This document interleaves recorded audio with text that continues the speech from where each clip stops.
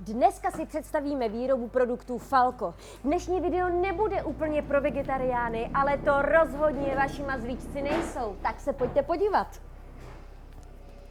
No a víte o tom, že Falco pracuje pouze s prvotřídní svalovinou nebo surovinami?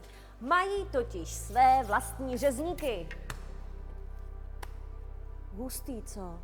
Maso si totiž sami bourají, krájí, porcují nebo melou. Následně se maso použije pro plnění konzerv nebo pro výrobu mraženého masa. Konzervy jsou plněny celými kusy svaloviny, mletým masem nebo jejich kombinací. No a tady se ručně balí celé kusy drobů a svaloviny. Jo a taky mleté salámy. No a tady se konzervy sterilizují pod vysokou teplotou a tlakem. A tady všechno skladujou. Akorát teď mi do zpěvu fakt není, takže tady já nebudu. Nalepí se etiketa, nandá se víčko, zabalí. No a navíc, vy ty víčka můžete vrátit, protože Falco je za vás zrecykluje. Falco také vyrábí sušené pochoutky pro vaše čtyřnohé mazlíčky.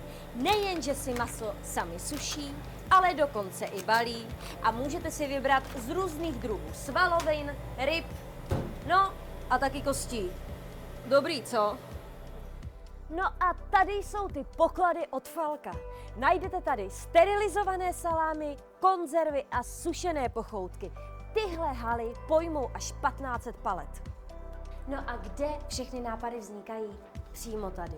Česká rodinná firma, která vychází ze zkušeností zakladatele doktora Jiřího Sokola, který připravuje receptury pro všechny produkty Falco již od roku 1993.